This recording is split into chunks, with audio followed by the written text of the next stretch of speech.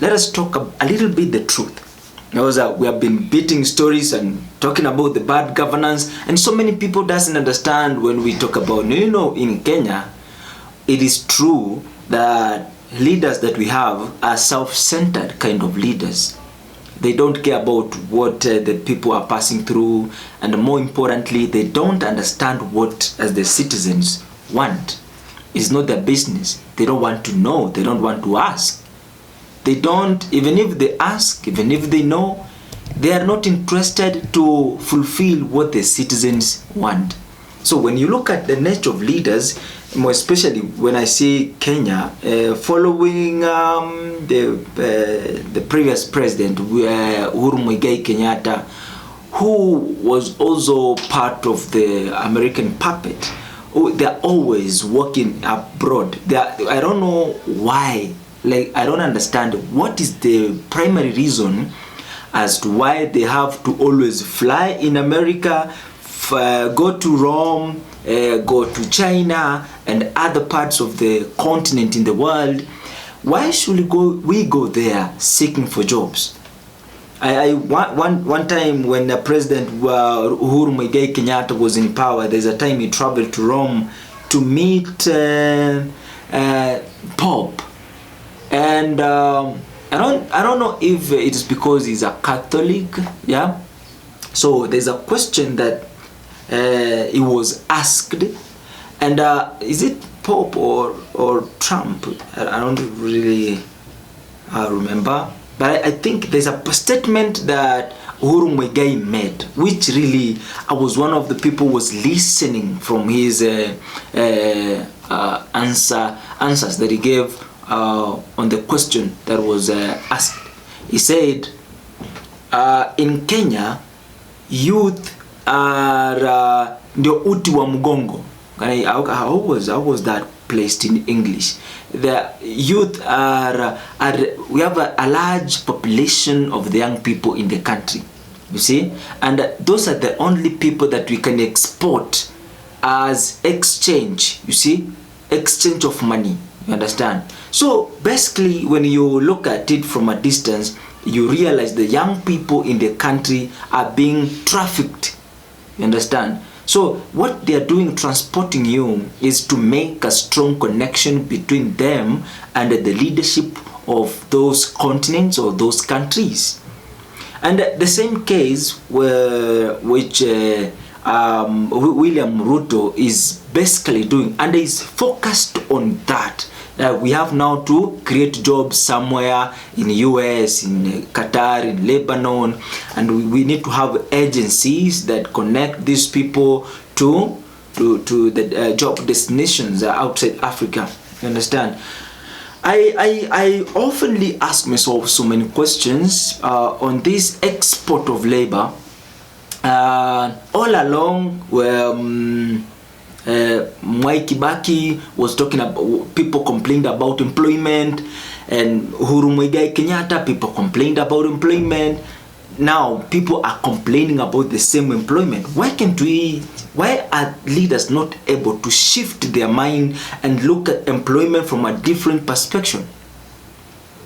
Why must we stick like we have to transport people from this country to their country for work? Why must that be? Is a question that I always ask myself. And Ruto is one guy who is very cheeky and cunning, who looks at the situation. Of course, what are you complaining about? Jobs? No, what are they talking about? We have to create jobs in our country. And do you know what? How he's blending in with it? We was in. I've been listening to his speeches when he was in Nakuru, when he was in Kaptagat and other areas in Kajiado, and the kind of speeches this president is giving is actually saying, there's a company in the US, a Pampa, Pampas or something like Maletram. And what they are supposed to now build the company in Kenya. You understand? So when they build a company in Kenya, we will have more people to be employed in Kenya. But now I at the end of the day, what do you understand when the president is saying we have a connection to companies in the US, which we have now created a network, they are going to come in Kenya and they are going to invest in Kenya? What comes in our mind? What comes in our mind is that somebody is coming to thief from Kenya, because when we know, yani either umeenda shule, ujaenda shule, there's something that we know. Employment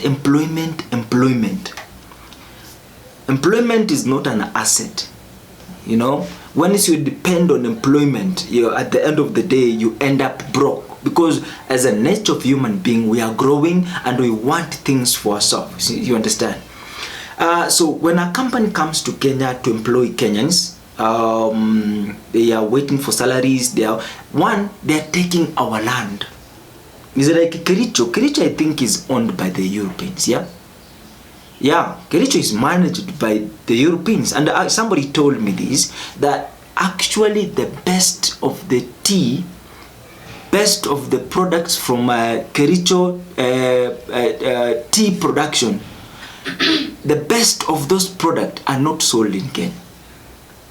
You see, the best of those products are not sold in Kenya.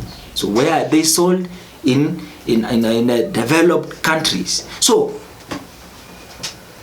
we are just left with leftovers to eat.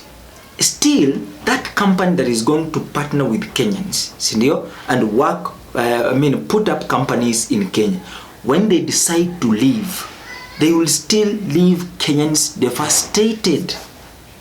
Understand? They are going to take our land, remember that? And when they decide to quit because of maybe inflation, or maybe change of leadership, or maybe lack of peace in Kenya, when they decide to quit, it means then people in Kenya who have been working in those companies, they are going to be jobless. Let us just think for a moment where this struggle began, or of which Ruto is causing the same problem right now. Uhuru in the Uhuru regime, he was also interested in what? There's something that came about, and Sonko was involved, that houses which are built 100 meters from the roads, main roads or rivers, they are going to be destroyed. You see, we can remember the Taj Mahal was destroyed. How many people that depended from that supermarket or from that enterprise? How many people depended from the Runda, Nakumat, Westlands? The Nakumat that was destroyed. How many people depended from such kind of a premise or a business? How many people depended from those petrol stations that were destroyed?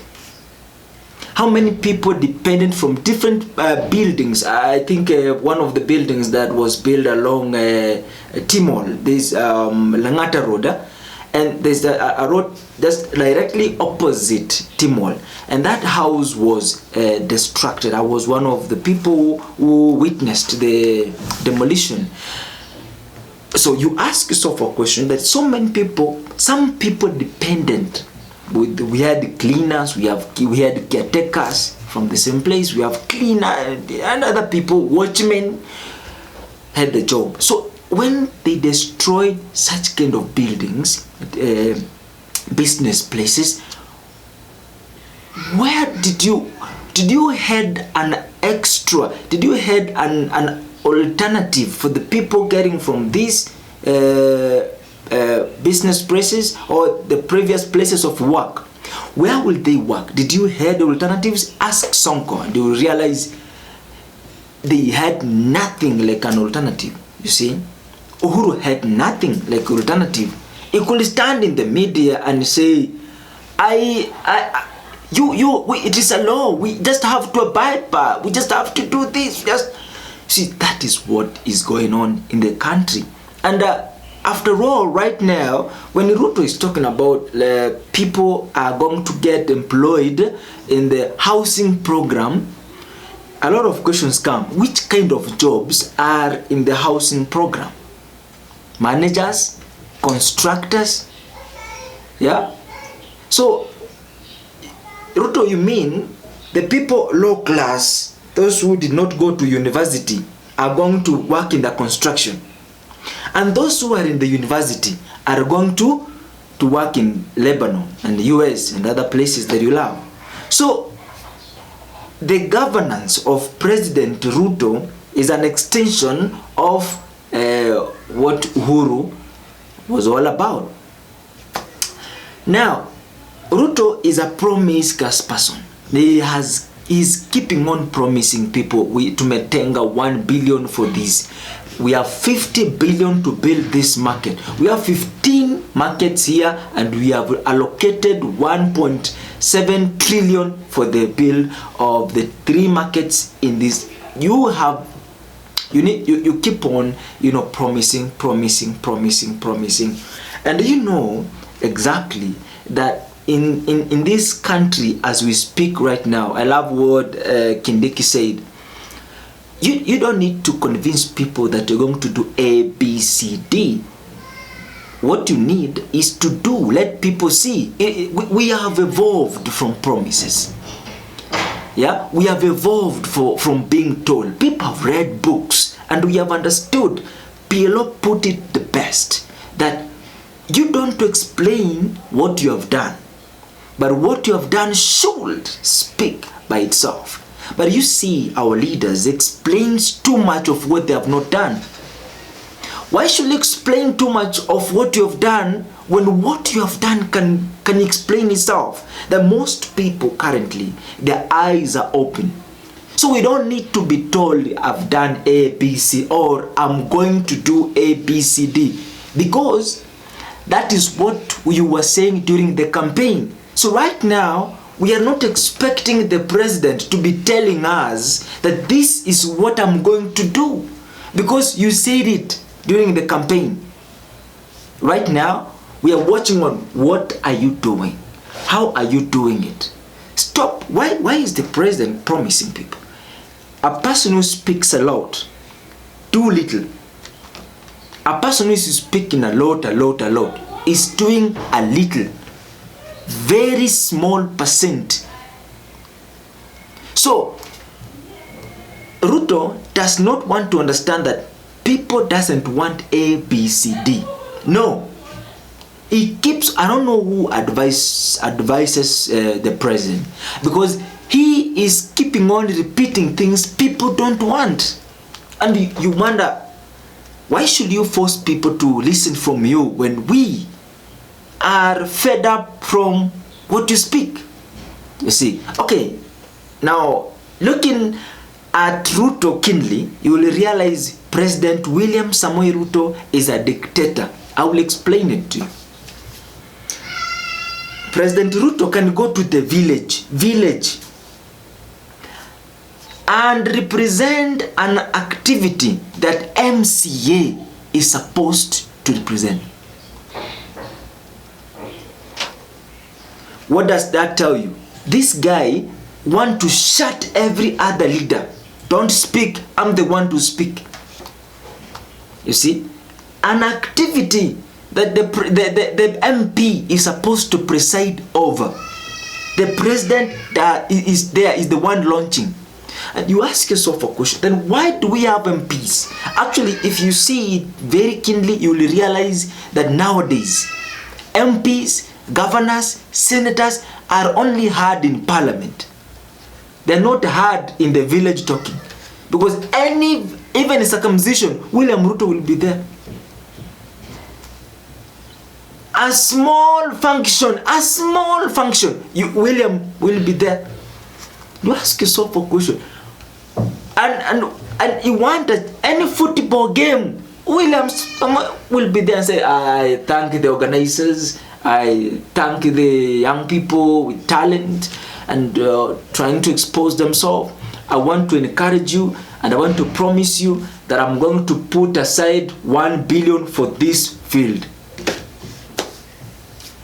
Something that MCA can preside over. But you will see the president seated there, speaking, giving speeches. we as citizens, we are wondering, where is our space?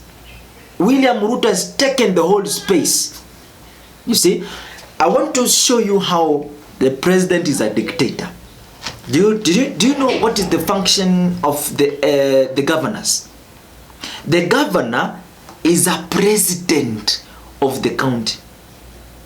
The governor is supposed to be the president of the county. So the president is supposed to speak with the governor, because governor governs a county, just like the president is a symbol of national unity. So the governor is a symbol of county unity, you see. But now, have you ever had a governor speak? Very rare. And when they speak, maybe rarely, they have nothing to speak, because much is spoken by the president. And actually, when the governors speak, it's more of critics criticizing the president or criticizing other leaders, but not acting as a symbol of county unity.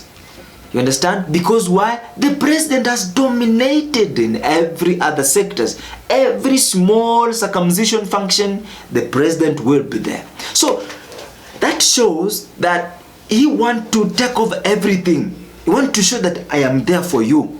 I am there for you. I am there for you. But it doesn't want to understand that the citizens doesn't want that. You see?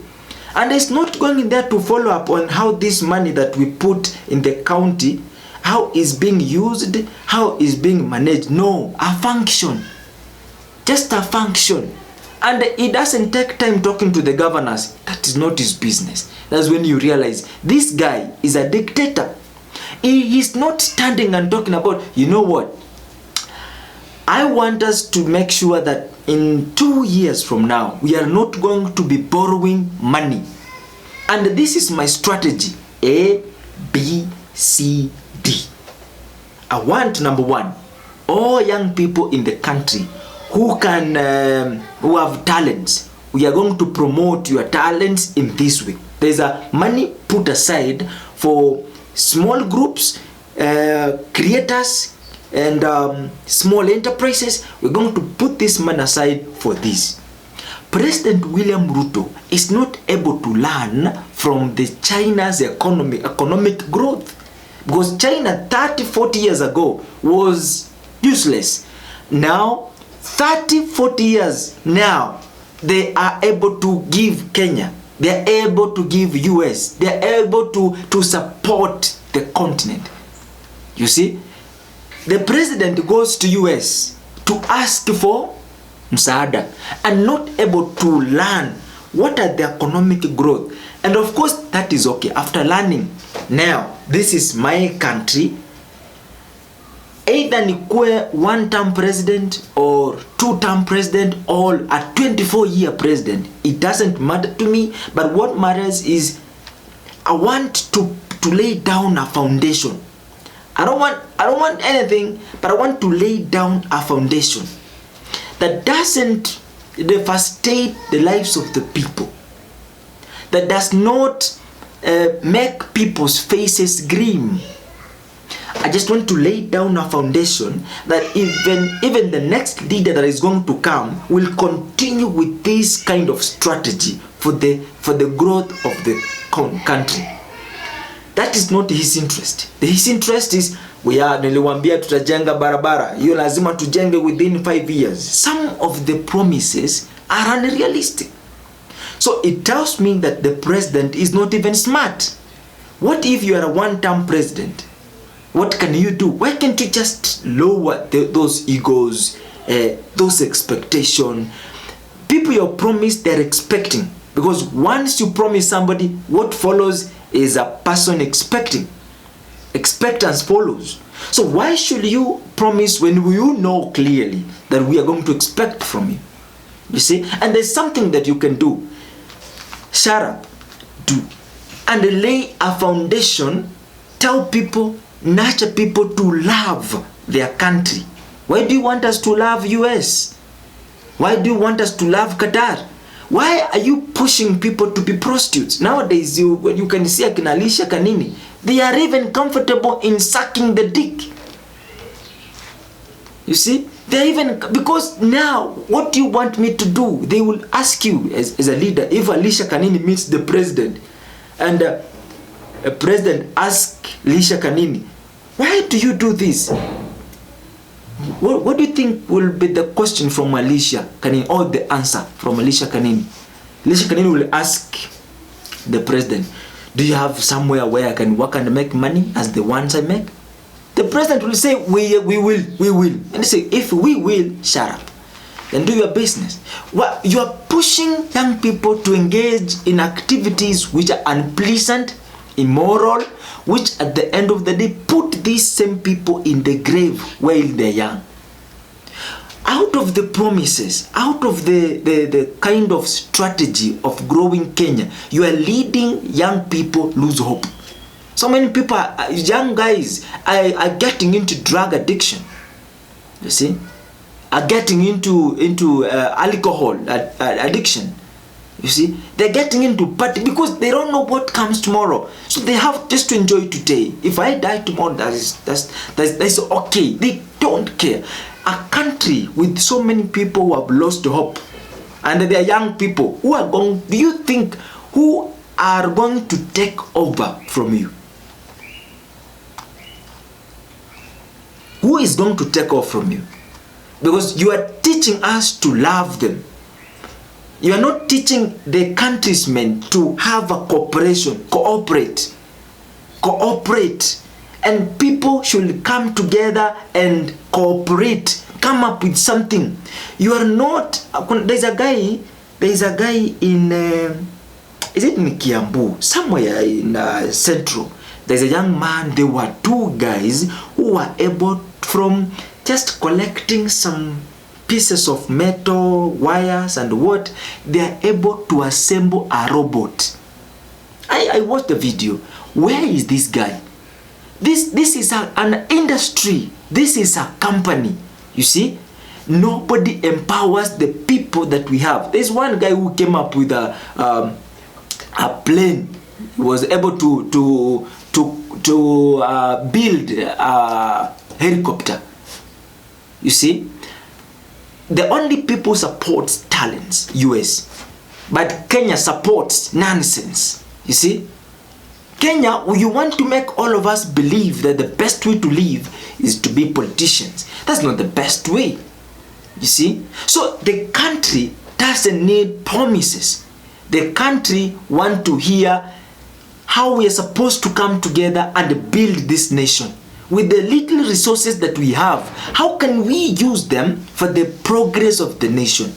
You see, by starting all the way from down. So, for those remarks, other leaders, the MCAs, the governors, the senators, the ministers, even the permanent secretaries, even the judiciary, legislature, mpaka wewe executive, umekuja kugundua kwamba all these leaders were civil servants in some, even the police. I had a police who was interviewed in Obina TV saying, we know that you promised us something that you didn't fulfill, and we did not speak because we fear losing our jobs. You see, so many people who are in various offices fear speaking the truth because they fear losing their jobs. Why are you making the country people to be like, I cannot speak the truth because I fear losing the job? That's a bad thing. So as a president, you have made people cynical. You have made people to love themselves more than and that loving, that greediness or that selfishness creates enmity. They don't want to associate with other people because they fear that they might know them. You see? So they are creating a threshold, a very big building that is transparent. We think we are together, but there's a transparent wall dividing the civil servants and the citizens. So at the end of the day, those people, those civil servants, they're all greedy. They all want you to be president. They have appetite to power. And their appetite is increasing every single day. You see, corruption is common. You see, when you police arrest somebody smoking cannabis sativa, you know, the best way is chukua chuani, bribery, and the person is released. And a person who is conducting corruption in the office does the same. The police knows this person is corrupt. There's a statement this guy Mbuvi Sonko said one day in Nobina show. I was listening, and I heard Mbuvi say, like, some people collected this amount of money and they brought certain quote unquote amount of money to my office, and some to the other leaders in the city hall, and some amount must be taken to the president. You see the kind of corruption. So you have to understand ni wakubwa gani, wakubwa wako ni akina nani, and those are the ones who are supposed to give money. So you collect, tuseme 1 billion, for example, a day. You collect 1 billion and you take maybe let's say 100 million, yeah, seme, yeah, 50 million, and you distribute. You take this, take this, take this, the president should take this, and the county gets 1 million. You see, the 900 million is distributed to certain offices. Only 1 million is supposed to go to the office that is supposed to accelerate the growth of a city or a county. I don't know if you understand. So this is the kind of corruption that is in Nairobi, Kisumu, Mombasa, Kakamega, Eldoret, Wapi, Nakuru, and most towns in Kenya. Will that make the country grow? No. Can we have a different formula? Yes. And who is supposed to start it? You as the president. So because we no longer, because you don't show the signs of staying in the office and coming up with a structure. What you want is, when they talk, you go talk. So you have a competition of presentation. Who is presenting the best? If I keep what, they will win. You see? So you don't show the signs of stopping from talking. You're competing. Raila speaks, you have to go somewhere and speak. So that tells the citizen you are out for the campaign 2027. If that is the case, then Kenya is not going to receive its independence from the black supremacy. And that is why we say we don't see the need of having such kind of leadership in power. So the best way is just dissolve everything and go home.